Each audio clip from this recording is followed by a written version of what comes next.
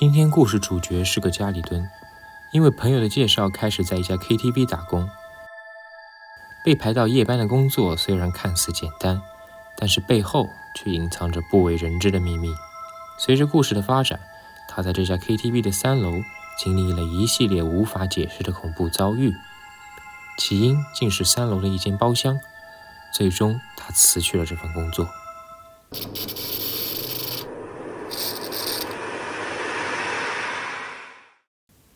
大家好，我是布莱德瑞。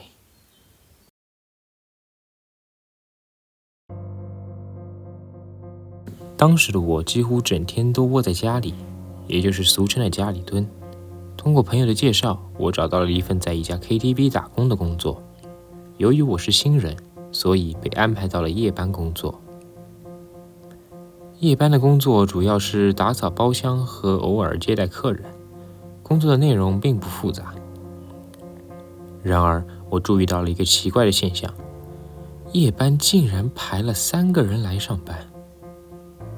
既然已经出来打工了，我也不能算是家里蹲了吧，但是这安排真的令人费解。这家 KTV 有4层楼，一个人负责1楼接待和打扫包厢，一个人负责2楼包厢，另一个人则是负责4楼的包厢。奇怪的是，3楼却安排了2个人一起打扫。刚开始的时候，我没有觉得有什么奇怪的。工作闲暇时，我和同事们聊起这件事，还开玩笑地说：“3楼有2个人一起打扫，真是轻松啊。”日子一天天过去，有一次我和介绍我来这家 KTV 的朋友一起出来玩，他问我打工的怎么样。我的朋友原先也在这家 KTV 工作，后来找到了正职工作。我告诉他，打工很轻松有趣啊，但我总觉得他说话的同时表情有些奇怪，好像话里有话一样。一次，有位前辈在来上班的路上发生了意外，所以没办法来店里。因为当时正处半夜，又找不到临时代班的人，那天晚上只能让2个人顶班工作。我和另一位前辈继续完成剩下的工作。虽然2个人做3个人的工作确实有点忙碌了，但也不算太困难。那天店里为了节省成本，只开放了1楼和2楼。到了凌晨3点，我们准备去打扫3楼和4楼。因为店里只剩下我和前辈2个人，前辈留在1楼接待客人，所以我一个人去打扫3楼和4楼。当我打扫完4楼，准备去3楼的时候，前辈打电话给我说：“3楼不需要打扫了。”但我觉得闲着也是闲着，心想一个人打扫也没有问题吧，于是我就去了3楼。我乘电梯到了3楼的时候，发现最里面的包厢灯亮着。按理说，没有客人的包厢灯是不会亮的啊。虽然我也觉得有点奇怪，但还是先去打扫其他的包厢了。当我打扫到亮灯的包厢隔壁的时候，突然听到砰的一声，像是门关上的声音。我出去一看，那间包厢的门果然关上了。当时我虽然觉得奇怪，但也没有多想，继续打扫那间包厢。这时，卡拉 OK 的机器突然开始播放音乐，我害怕地尝试按停止键，但音乐却没有停下。我甚至格式化了机器，但音乐还是不停地在播放。这时候的我感觉事情有些不对劲了，我赶紧飞奔到1楼柜台。老实说，那时候的我都快要哭出来了。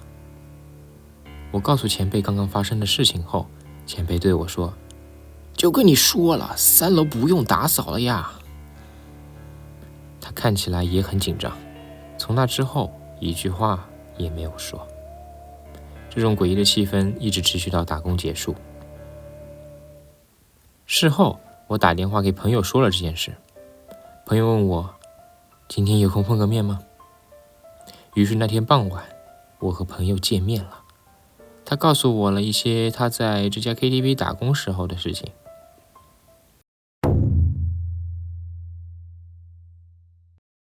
之前每个礼拜4都会有一对20岁上下的情侣来店里，他们很常来，然后在你开始打工半年前左右，只剩下一个女生了。我问他，是不是还会有另外一个人会来？他回答我说，没有，只有我一个人。当时我就心想，他们是分手了吗？然后在包厢使用时间快结束的时候，我打电话到包厢里面，一直都没有人接。时间到了，那个女生也没有下楼来结账。当我跑到楼上去看看到底发生了什么事情的时候，发现那个女生已经在包厢的电灯上上吊自杀了。那时候包厢里播放的是她点的歌曲，但具体是哪首歌我不太记得了。她吊在空中轻轻地摆动着，我甚至还透过包厢里的镜子与她的眼睛对视了。我一直不太愿意回忆这件事，再加上店里的人叫我不要跟其他人说，所以也就一直都没有告诉你。事发之后，3楼和4楼的打扫工作变得让人不安，所以导致很多人都陆续辞职了。就是因为这件事，才有的后来3楼安排2个人一起打扫。听完朋友的经历，加上朋友所说的那间包厢，正是我那晚所遇到的奇怪现象的包厢。我也不想继续再留在那里打工了，于是便辞职了。至于现在那里的情况，我也不是很清楚了，愿一切都安好吧。